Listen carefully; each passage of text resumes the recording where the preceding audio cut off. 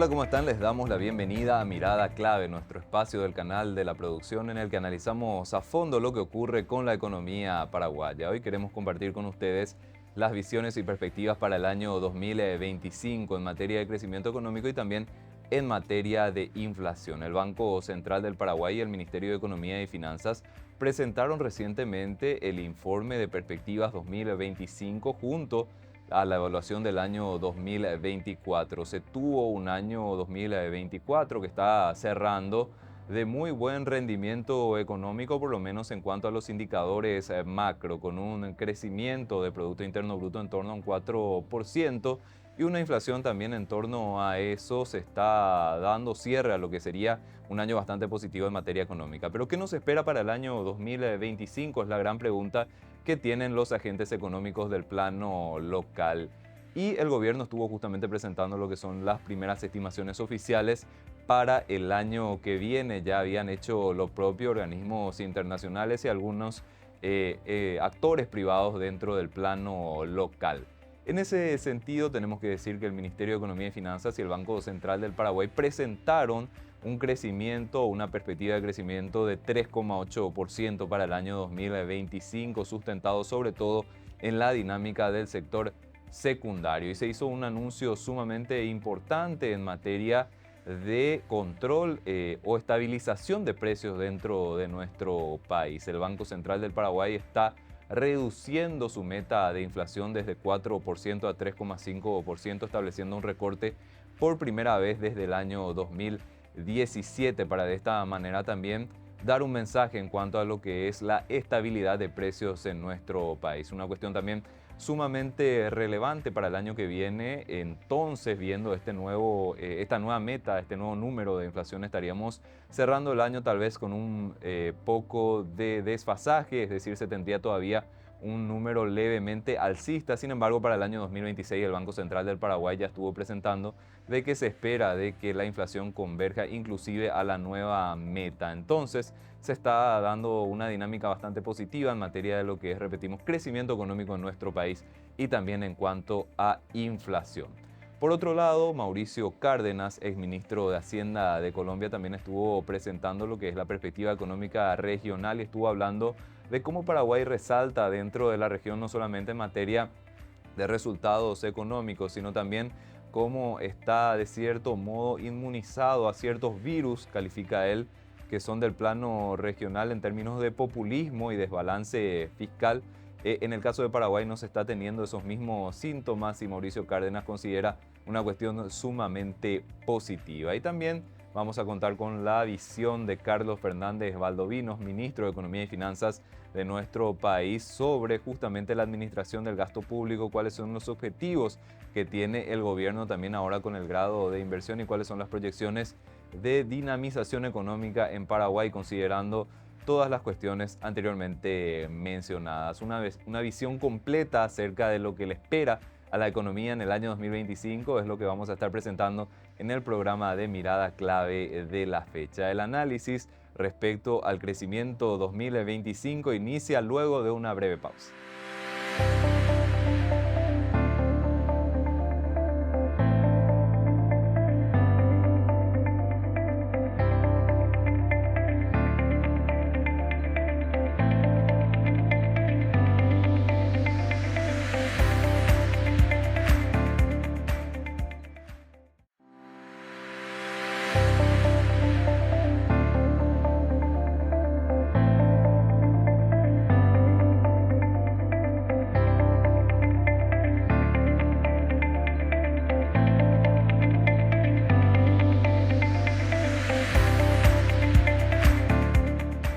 Continuamos en Mirada Clave, escuchamos a continuación lo que explica Mauricio Cárdenas, exministro de Hacienda de Colombia, sobre el panorama económico regional. Muchas gracias por esas palabras tan generosas. Tengo ese cariño entrañable por el Paraguay y ese cariño se lo debo a usted, a la relación que hemos construido a través de los años y que me ha hecho admirar este país como pocos en América Latina.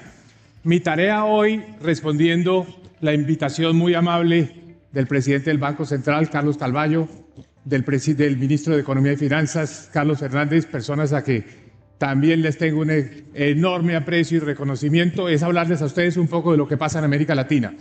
Voy a hacer unas reflexiones al final sobre el Paraguay, pero adelanto que el Paraguay hoy se ha convertido en un referente, en un modelo a seguir. Ha trazado una muy buena ruta y se diferencia muchísimo de otros países de América Latina. Como dijo muy bien el presidente Peña, de ahí es muy fácil caer en la complacencia. Pero eso es lo que hay que evitar a toda costa, porque el virus latinoamericano, el virus del populismo fiscal, el virus de la polarización política, está rondando.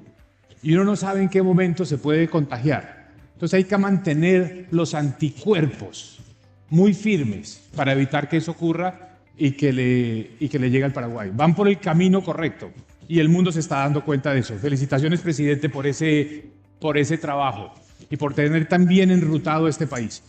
Voy a usar algunas diapositivas rápidamente, son 20 minutos. Voy a pasar, si alguien me ayuda. Gracias. Lo primero, América Latina está llena de desafíos, pero también tiene oportunidades. Podríamos decir que estamos en una encrucijada. Viendo las cifras de crecimiento económico del Paraguay, seguramente ustedes no están pensando eso, pero si uno toma una perspectiva más amplia de América Latina tiene un serio problema de crecimiento económico. Es de las regiones del mundo emergente, del mundo en desarrollo, la que menos está creciendo. El pronóstico para los próximos 5 años es un crecimiento mediocre, máximo 3%. Por lo tanto, nos estamos quedando atrás. Seguimos teniendo un problema de altos niveles de pobreza que son de donde se van incubando los problemas sociales, donde surge el descontento, las movilizaciones.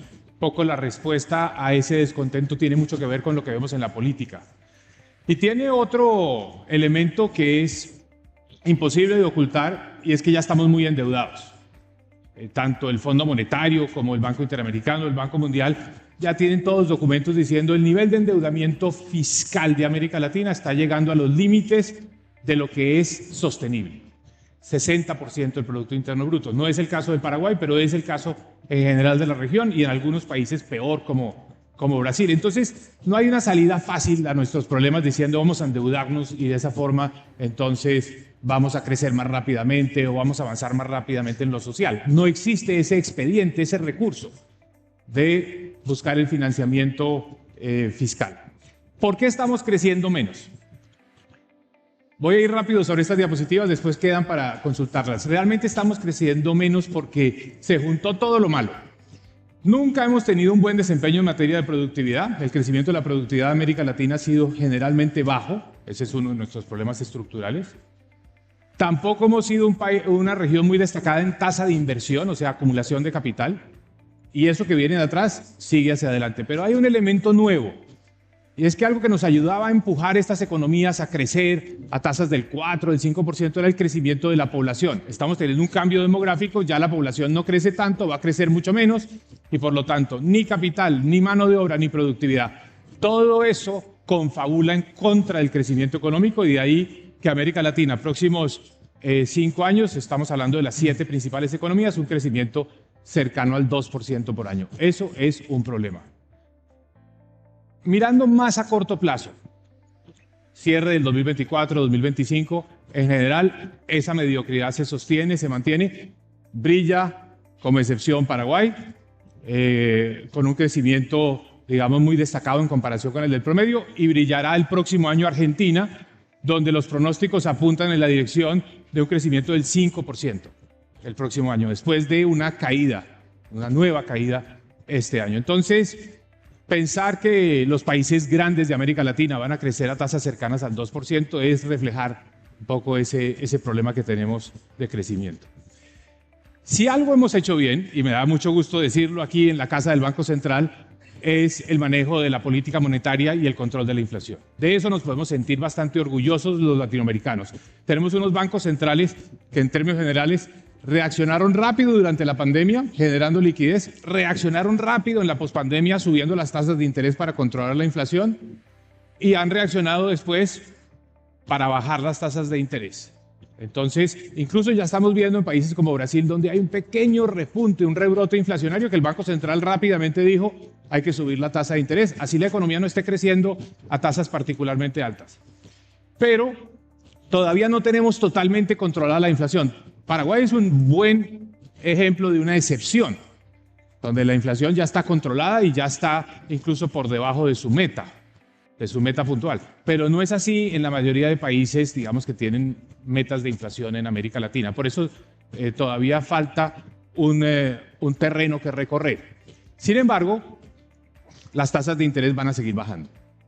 Tal vez con la excepción de Brasil, que les comento, en términos generales en la región, las tasas de interés el año entrante seguirán bajando. Esos son los círculos amarillos, allá es donde creo que va a terminar la tasa de interés en los países grandes a finales del año entrante. Entonces, por el lado monetario vamos a tener un poco más de espacio.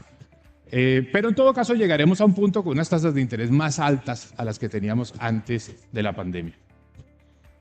El problema de América Latina no es monetario, los bancos centrales han hecho una buena tarea, ya no es externo, casi todos los desequilibrios de la cuenta corriente, el déficit externo se ha ido corrigiendo. Incluso países como el mío, como Colombia, que tenía históricamente un déficit alto de la cuenta corriente, ya lo tiene controlado. Entonces tampoco hay una vulnerabilidad desde ese punto de vista, son déficits de la cuenta corriente bajos que se financian ampliamente, y esto es algo que ocurre en toda América Latina con inversión extranjera. O sea, por ese lado no tenemos un problema. El problema de América Latina hoy desde el punto de vista macroeconómico es fiscal. ¿Por qué? Porque aumentó mucho el déficit fiscal como respuesta a la pandemia. Algunos países, de nuevo aquí la excepción es Paraguay, han tomado la decisión o han mantenido unos déficits altos. Algunos, como Paraguay, redujeron su déficit fiscal y se consolidaron en ese sentido, pero muchos otros no. Para que tengan un orden de magnitud, el déficit fiscal de Brasil este año será y el año entrante superior al 8% del PIB. El de Colombia cercano al 6% del PIB. El de México ha estado cercano al 6% del PIB. O sea, la situación fiscal de América Latina no es buena. Se interrumpió ese proceso de consolidación y se han mantenido unos desequilibrios altos. Eso es lo que se ve en el mapa de la derecha. Entonces, podríamos decir que en la parte macro, bajo crecimiento, inflación bajo control, una situación fiscal todavía que muestra un desequilibrio. Ese es como la radiografía.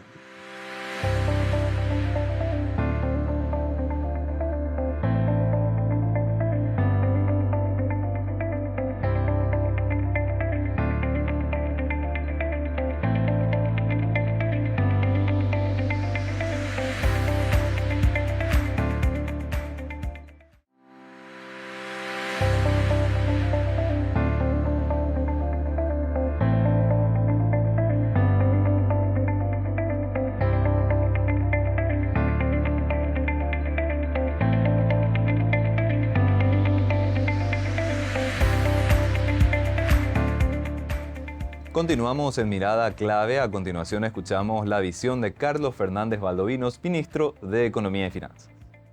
Tuve una tentación grande de poner el sticker que tenía y que está circulando por WhatsApp de no hay plata. Acá están mis colegas ahí que me están mirando desesperados ya. Pero bueno, creo que esta es la noticia del año y que se merece realmente resaltar. Somos finalmente grado de inversión. Mucho trabajo durante mucho tiempo por parte de mucha gente, pero bueno, alguien al final mete el gol y nos tocó a nosotros, presidente, meter el gol de ser grado de inversión por una de las calificadoras. Así que Somos grado de inversión resume realmente lo que ha ocurrido durante este último año acá en el país. Paraguay se ha destacado. Son muchos los factores que han llevado a este grado de inversión. Y uno de ellos, por ejemplo, es lo que está ocurriendo con la cuestión del crecimiento económico. Paraguay se ha destacado antes de la pandemia y después de la pandemia por ser una de las economías latinoamericanas que más crecen. Coincido con Mauricio de que lastimosamente nos comparamos con una región que crece muy poco. Nosotros tenemos que compararnos con nosotros mismos, pero de todas maneras, si uno ve lo que son las proyecciones, del WIO, del Fondo Monetario, ¿verdad? son casi 3 años, porque yo confío que el año que viene también vamos a crecer por encima del 4%. Van a ser 3 años seguidos que vamos a estar creciendo por encima del 4%. Con lo cual, no solamente, presidente, vamos al 2016-17, sino la última vez que Paraguay creció 3 años seguidos por encima del 4% fue en el periodo 2006-2008, es decir, en pleno boom de los commodities. Acá vamos a tener la oportunidad de crecer 3 años seguidos por encima del 4% sin tener ningún boom. ¿Y qué está ayudando? ¿Por qué ahora crecemos más que antes? Antes estábamos muy determinados con relación a lo que pasa en las materias primas, o la evolución de las materias primas. Nosotros a lo largo del tiempo hemos sido capaces de diversificar nuestras matrices productivas. Realmente ahora tenemos el sector servicio, el que casi constituye el 50% de lo que es nuestro PIB por año. Y estuvimos diversificando y sofisticando de alguna manera lo que es nuestra producción y principalmente nuestra exportación. Y ahí quiero resaltar algo que siempre resalto, la cuestión de las exportaciones en maquilas. No solamente porque indican una mayor sofisticación de nuestras exportaciones, sino por la generación de mano de obra que crean esta industria. Este año vamos a tener nuevamente un récord en exportaciones. Con esto seguimos esa tendencia que queremos tener de acá para adelante, de no ser solamente un generador de materias primas, sino también de exportar productos un poco más sofisticados. Todo ello contribuyó a algo que siempre a dos cuestiones, a disminuir dos problemas que siempre nos indicaban los multilaterales o las calificadoras de riesgo. Primero, que el PIB era muy volátil, claro, dependía de la lluvia, de la seca, entonces teníamos mucha volatilidad, crecíamos un año 14 o 12 creo que fue alguna vez, y venía después de un año en el cual nos contrajimos en menos 5. Entonces esa volatilidad no era algo muy bueno, pero a lo largo de este tiempo, con crecimiento de sectores que dependen menos del tiempo, hemos sido capaces de bajar esta volatilidad que tenemos, y eso se ve en el lado izquierdo. Del lado derecho, algo que siempre dice el presidente, solíamos bailar tango y samba. Ahora somos capaces de bailar nuestra polka, porque nos hemos independizado realmente de lo que son los ciclos económicos de Brasil y de la Argentina. Argentina, ustedes saben, está saliendo de un problema, este año es muy malo, crecemos 4%. Crecimos en promedio 4% durante la peor época de Brasil también, cuando se tuvo el gobierno de Dilma, fue la peor comportamiento, el peor desempeño económico durante mucho tiempo, y nosotros crecimos al 4%. Acá algo muy interesante, para que vean cómo nosotros estamos dependiendo, seguimos dependiendo, pero dependemos menos del tiempo. Olvídense del lado izquierdo, que es cómo estamos creciendo en la economía sin agricultura y binacionales. Del lado derecho, si ustedes miran el número en lila, básicamente ese número es lo que está ocurriendo en el 2024. En el 2024 tenemos los niveles del río mucho menor de lo que usualmente se tenía, no solamente en periodos de sequía, sino también de no sequía, o sea, esta es una sequía extrema. Es el de abajo. Tanto el río Paraná como el río Paraguay están en récords históricos de baja. En la parte de arriba se ve lo que es la humedad, ¿verdad? Este es un año claramente de sequía, y en una época en la cual teníamos una época sin sequía, crecíamos casi al 4%. Esta para la parte, excluyendo la parte agrícola y la parte binacionales. Y cuando teníamos sequía, ese efecto se transmitía también a otros sectores, no solamente agricultura y binacionales, y la economía crecía un poco más del 2%. En este momento, este año, a pesar de la sequía, estamos creciendo a 6,3%. Entonces nos da una mayor independencia de lo que son los fenómenos meteorológicos para encontrar los factores de crecimiento que tenemos este año. Quiero resaltar dos cuestiones que fueron muy importantes recientemente. Mercosur, Unión Europea, que es una gran oportunidad, que se nos abre un mercado de casi 800 millones de habitantes que va a constituir el 25% del PIB mundial, 32% del comercio. Acá podemos extender muchísimo, pero este es una enorme oportunidad para Paraguay para saber explotar y no mirar solamente los productos que estamos exportando ahora, porque vi que el 95% de los productos que exportamos van a ir con arancel cero. Nosotros tenemos que saber aprovechar las oportunidades de exportar las cosas que hasta ahora no estamos llevando allá. Ahí va a estar la gran ganancia de Paraguay. Y en segundo lugar, algo que ya mencionó Mauricio, OCDE. Después de ser grado de inversión, el próximo desafío para nosotros es ser miembros plenos de la OCDE.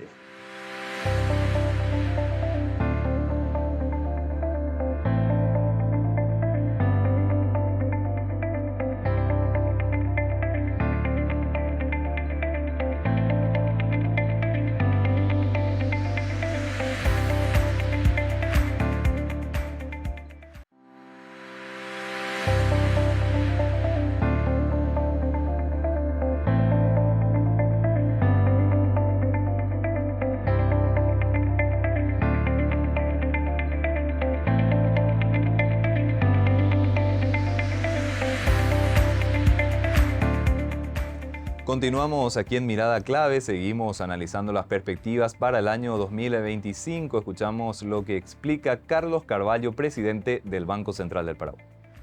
Creemos que ese es un hito que va a marcar, digamos, un antes y un después en la economía paraguaya. Y por lo tanto había que resaltarlo, y institucional monetaria, porque creemos que el Banco Central es un pilar fundamental, digamos, en la obtención de este logro. Bueno, la hoja de ruta propuesta es una evaluación del 2024 a partir, digamos, de la actividad, de lo que fue la actividad económica, inflación y política monetaria, sistema financiero, sector externo.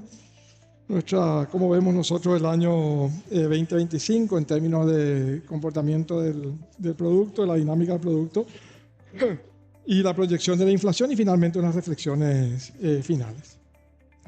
Bueno, en términos de la actividad económica, voy a tomar un poco lo que nos comentaba Mauricio, así voy más rápido, pues a lo que nos toca al final, digamos, de los eventos. Tenemos el cronómetro acá sonando arriba de la cabeza. Por lo tanto, bueno, un poco siguiendo la presentación de Mauricio, el 2024 fue un escenario complejo, fue un escenario desafiante, como dice la diapositiva. Y yo creo que nosotros podríamos sintetizar, digamos, con dos palabras lo que significa el contexto internacional hoy. Y esas palabras son incertidumbre y volatilidad. Incertidumbre en general, pero en términos de lo que nos afecta directamente a nosotros, vemos el comportamiento del precio de los commodities. El precio de los commodities ha estado a la baja, digamos, durante este año, afectado, digamos, por algunos aspectos positivos por el lado de la oferta, pero también, digamos, alguna ralentización por el lado de la demanda.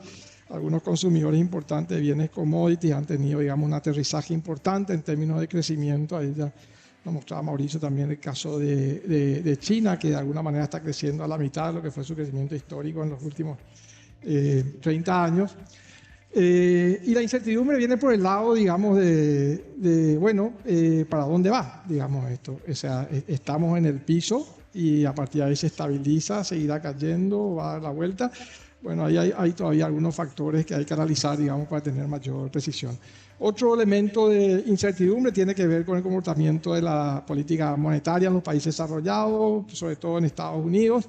En diciembre del 2023 teníamos unas expectativas de baja de tasa que se fueron postergando. Digamos, primero iba a comenzar el proceso de normalización de política monetaria en el primer trimestre. Eso se postergó al último trimestre. Arrancaron, digamos, en septiembre de este año. Y la idea era que la bajada de tasa llegaran, digamos, a fin de este año en torno a 75 y 100 puntos básicos, allá por mediados, digamos, o un poquito antes de este año. Bueno, eso no se dio. Estados Unidos redujo 25 puntos básicos, la última reducción, digamos, en septiembre.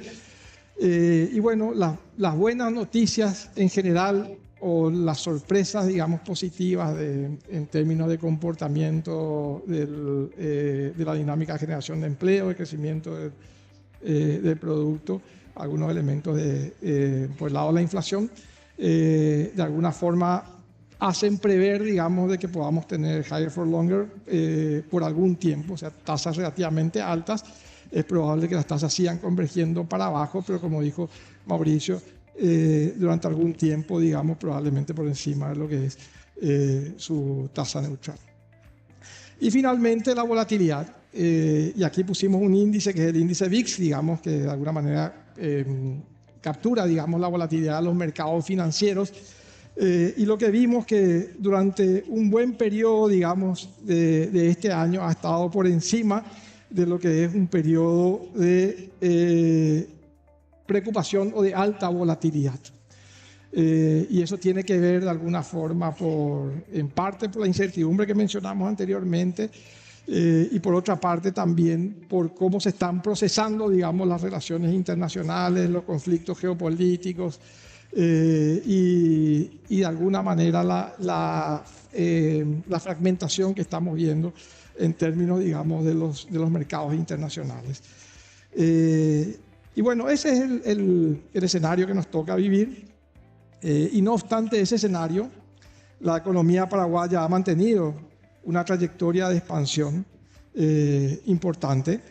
Si vemos el gráfico de la izquierda, podemos ver de alguna forma elementos que nos colocan en niveles de resiliencia relativa importantes.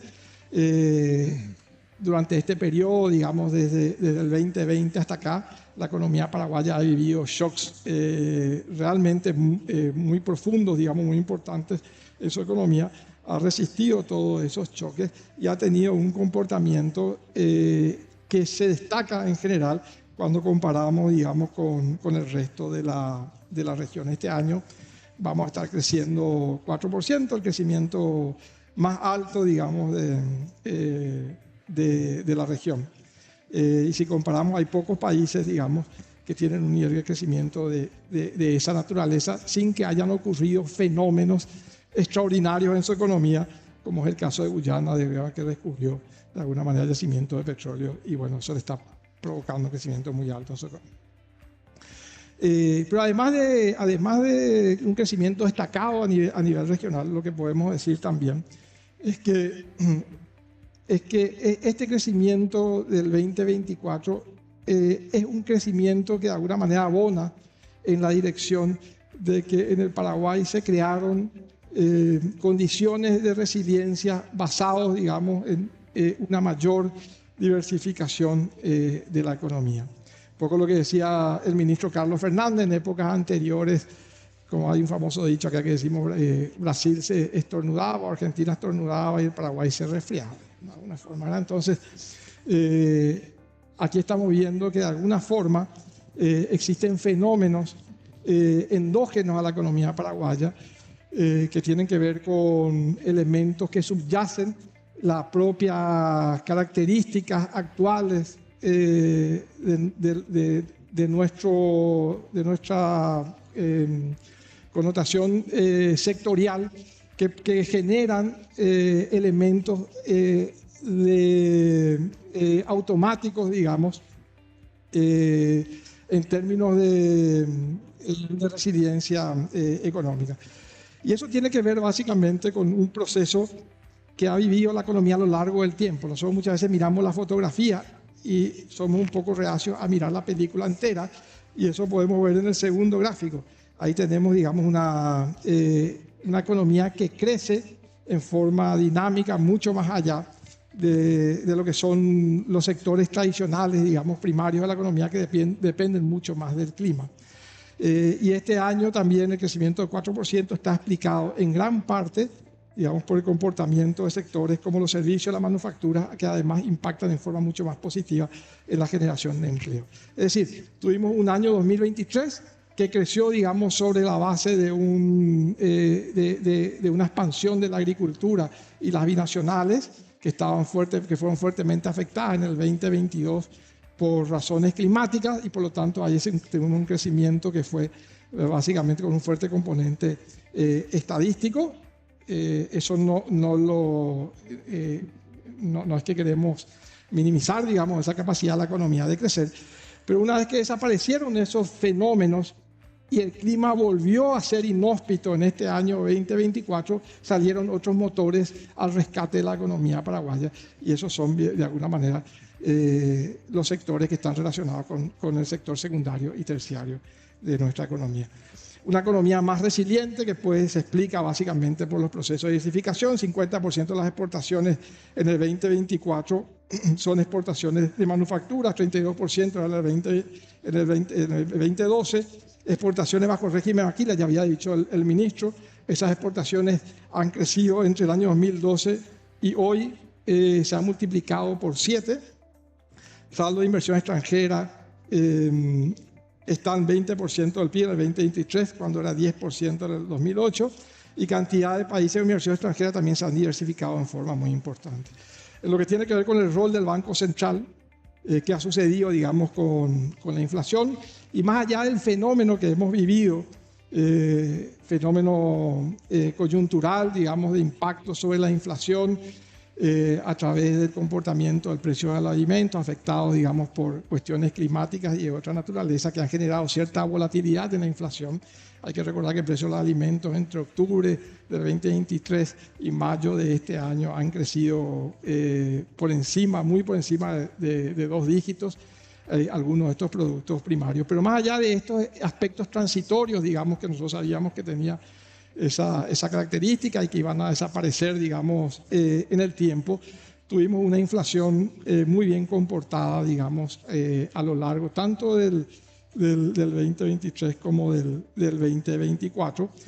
Si nosotros miramos las medidas subyacentes de inflación, aquellas que importan, digamos, o que son incididas por la política monetaria, aquí el gráfico de la derecha, ¿no? Claro, en el gráfico del medio, digamos, en realidad, tenemos, digamos, que el IPC-SAE, aquella inflación que excluye alimentos y energía, y la inflación núcleo, estuvieron permanentemente por debajo de la meta del Banco Central, creciendo en el entorno del 3,5%. ¿Y qué es lo que explica, digamos, esa performance, ese comportamiento? Nosotros vemos que un alto nivel, digamos, de explicación para una inflación controlada como la que tenemos hoy tiene que ver básicamente con la credibilidad de la política monetaria del Banco Central. Aquí estamos viendo, digamos, el comportamiento de las expectativas de los agentes económicos sobre la inflación, y tenemos que Paraguay, en el caso paraguayo, eso lo vemos tanto en el gráfico de la izquierda como en el gráfico del medio. Vemos que en el caso paraguayo es el país, comparado no con cualquier país, comparado con países que tienen una tradición de buen comportamiento monetario y que tienen una institucionalidad monetaria altamente desarrollada como la nuestra. Vemos que comparado incluso con esos países, las expectativas de los agentes económicos han permanecido más cercanos, digamos, de la meta del Banco Central, en nuestro caso, que en el caso incluso de esos países como Chile, Colombia, Perú, Brasil, etc.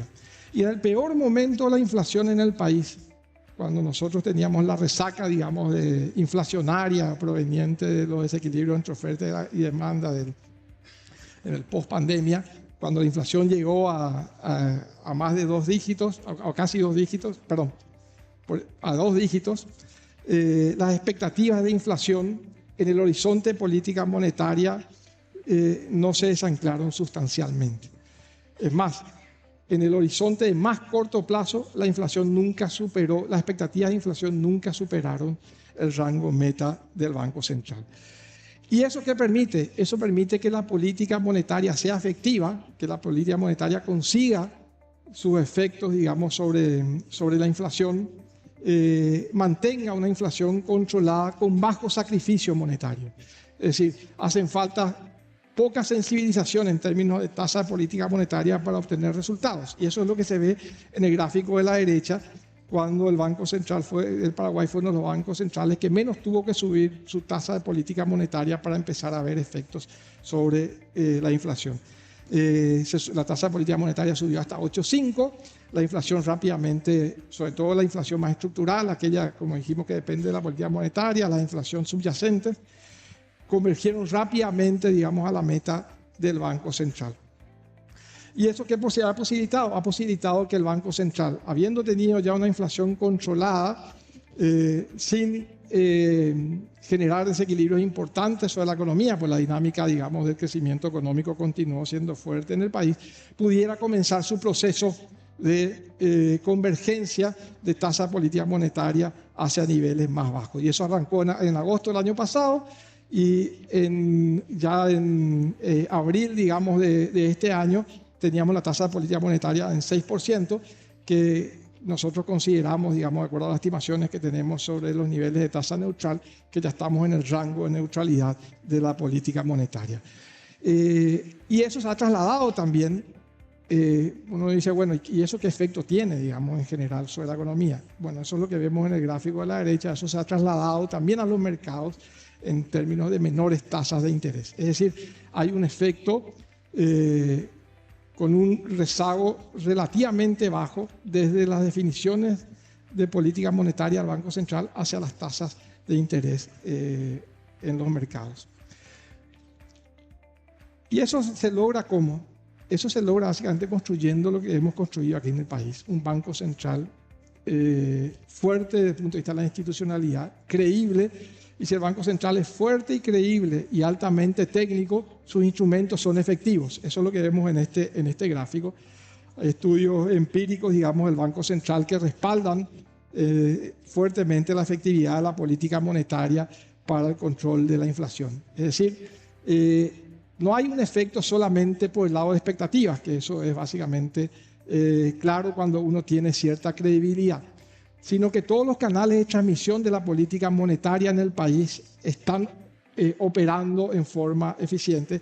Y aquí se ven de alguna forma los efectos que tienen sensibilizaciones sobre la tasa de política monetaria, sobre algunos elementos que son claves, digamos, desde el punto de vista de los mecanismos de transmisión, la brecha del producto, la respuesta a la inflación, la brecha del tipo de cambio real, etc.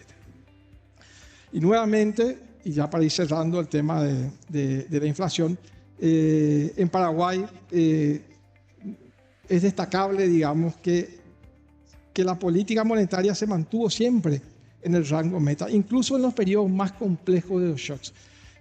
Tuvimos pandemia, tuvimos sequía en el 2022 que destruyó más del 60% de la producción de soja en el país, con efectos muy fuertes, digamos, por el lado de la oferta. Tuvimos inflación alta de 2 dígitos como parte del fenómeno global. Tenemos problemas este año también de carácter climático que están afectando la producción, la generación de energía eléctrica.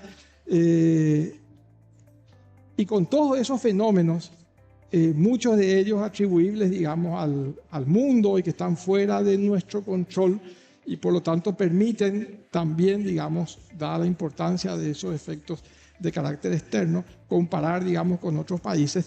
Lo que vemos es que aún que comparando, digamos, con países que son también países que tienen, digamos, cierta sofisticación en el manejo de su política monetaria, Paraguay es el único caso donde el IPC, la inflación SAE, que es básicamente la que hoy en día aparece como una de las más relevantes para medir el efecto, digamos, de la política monetaria en el control de la inflación, nunca salió del rango meta del Banco Central, a diferencia de los otros países, ¿no?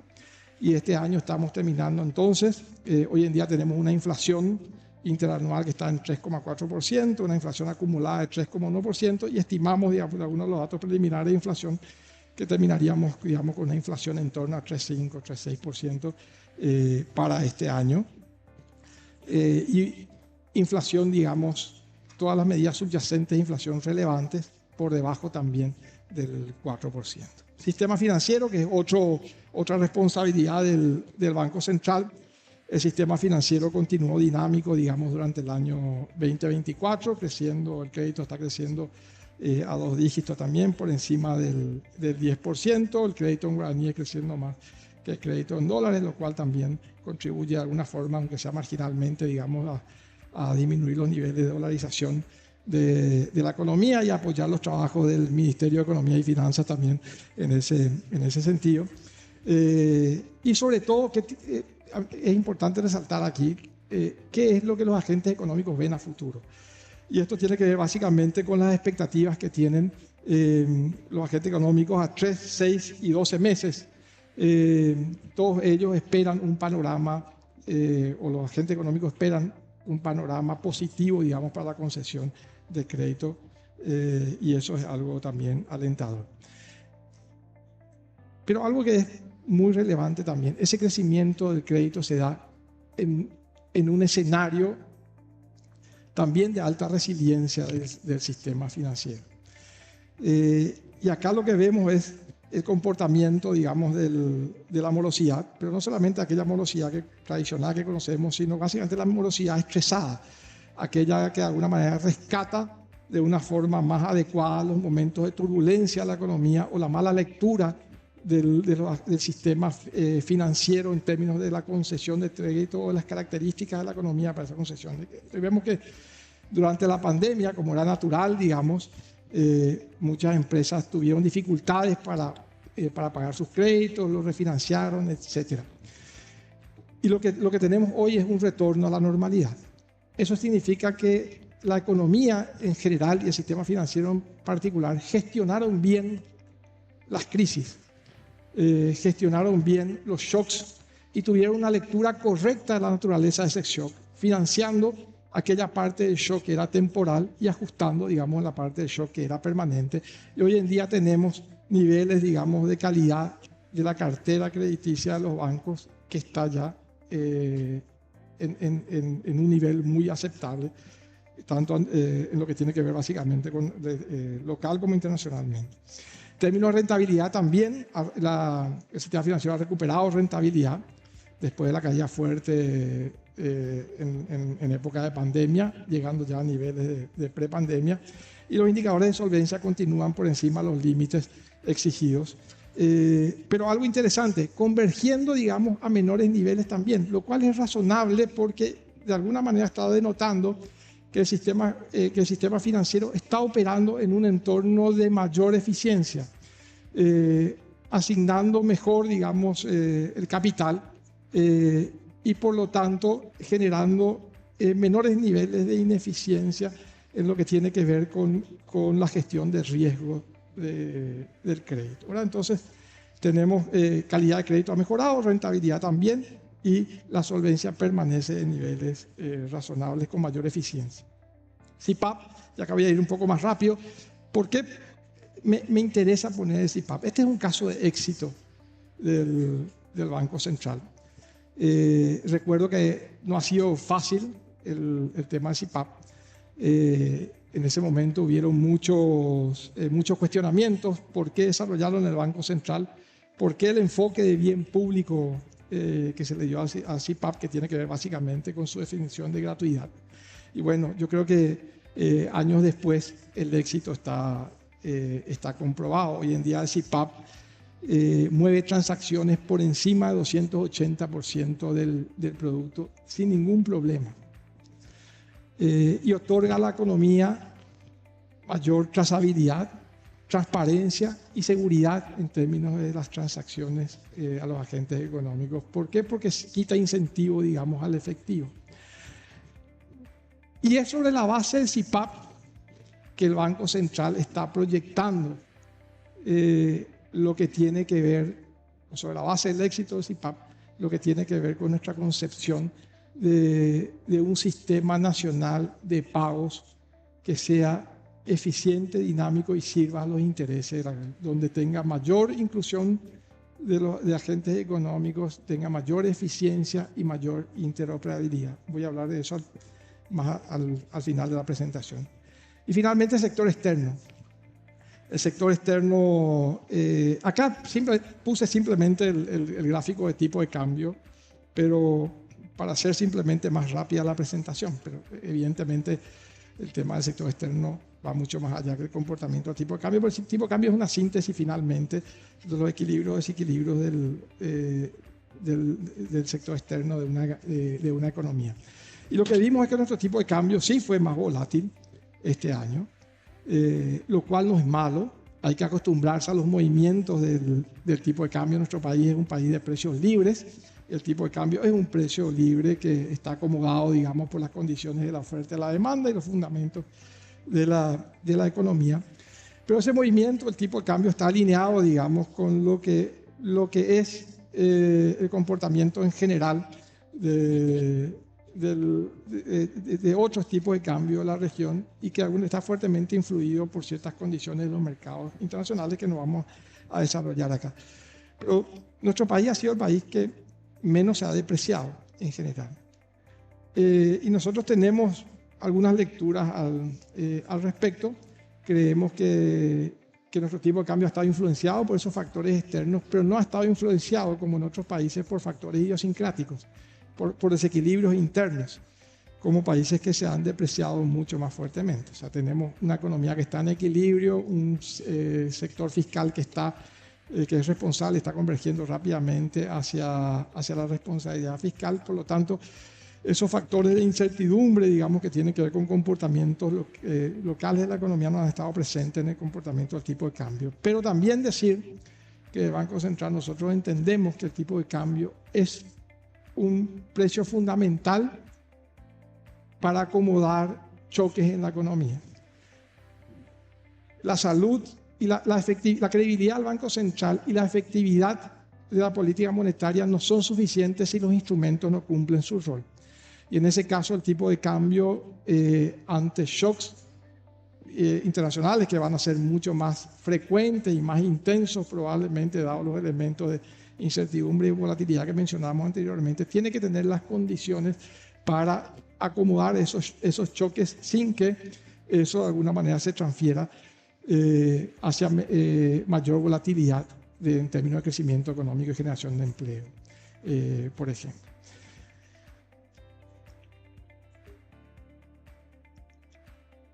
Bueno, y vamos ya a lo que nos interesa. ¿Cuáles son las perspectivas que vemos para el año 2025? Bueno, el año 2025 nosotros vemos un año donde la economía paraguaya nuevamente va a ser una de las economías de mayor crecimiento de la región, solamente superado por Argentina. Argentina tiene un efecto base estadístico muy importante, ha caído en años anteriores en forma relevante y por lo tanto básicamente el efecto rebote opera de manera importante, pero además están haciendo, digamos, trabajos importantes en términos de estabilización de la economía, etcétera, que van a tener sus efectos, digamos, en términos de crecimiento de ese año. Pero la economía nuestra, como decía el ministro y el presidente de la República, va a crecer sobre años de crecimiento. Y va a crecer de nuevo de una forma relativamente equilibrada en todos los sectores. El sector primario, donde las condiciones climáticas van a ser normales, según lo que se está previendo. Vamos a tener más o menos el mismo cultivo, digamos, de soja que tuvimos este año, y con un maíz que estaría empujando, digamos, la producción agrícola. La ganadería va a continuar con años buenos, con buenas perspectivas en términos de oferta y también de apertura de nuevos mercados. El sector secundario, en tiempos de normalidad climática, vamos a tener probablemente unas hidroeléctricas binacionales creciendo por encima de un año que fue muy malo este año. Este año la generación de energía eléctrica cayó casi 25-26%. Esperamos que el próximo año eso se normalice y por lo tanto vamos a tener una base muy baja, digamos, para crecer el año 2025. Y también las manufacturas tradicionales y no tradicionales creciendo a buen ritmo como fue el año 2024, ¿verdad? Tanto la producción de bienes agroindustriales como también la manufactura no tradicional, por ejemplo la maquila que mencionaba el ministro. En términos del sector terciario también los servicios a los hogares, servicios a las empresas.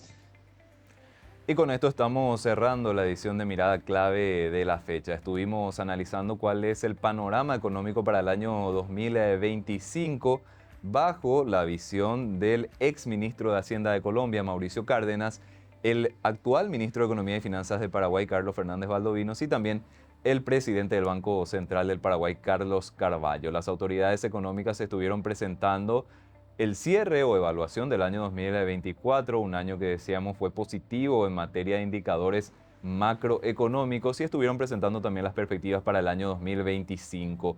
Cierta incertidumbre todavía en el plano internacional, cuestiones que podrían estar limitando un poquitito tal vez lo que sería el crecimiento económico regional, y en ese sentido Paraguay también podría verse implicado, pero pese a eso las perspectivas para el año 2025 son sumamente alentadoras. En cuanto al crecimiento económico, se espera un crecimiento o una expansión en torno al 3,8%, respetando lo que sería el crecimiento económico potencial de nuestro país. Y en materia de inflación se dio un anuncio sumamente importante, que el Banco Central del Paraguay está reduciendo su meta de inflación desde 4% a 3,5%, dando un compromiso mayor en cuanto a la estabilidad de precios dentro de nuestro país. Todo un desafío, lo decía Carlos Carvalho, en materia de justamente este nuevo objetivo. Sin embargo, el Banco Central del Paraguay está confiado en que se va a poder justamente respetar este nuevo horizonte de política monetaria. El ministro de Economía y Finanzas, Carlos Fernández, también estuvo explicando que Paraguay está próximo a ingresar la solicitud formal de ingreso al OCDE, una cuestión que es sumamente importante también en materia de imagen país. Entonces, lo que Paraguay está haciendo es solidificar su posición en materia de indicadores macroeconómicos y de esta manera justamente seguir fortaleciendo su imagen a nivel internacional para poder atraer una mayor cantidad de inversiones a nuestro país. Eso fue todo por hoy aquí en Mirada Clave. Nosotros nos estaremos reencontrando próximamente. Les agradecemos muchísimo la compañía, esperamos que hayan pasado bien y les invitamos a que sigan conectados a la programación del canal de la producción. Nos veremos pronto. Muchas gracias.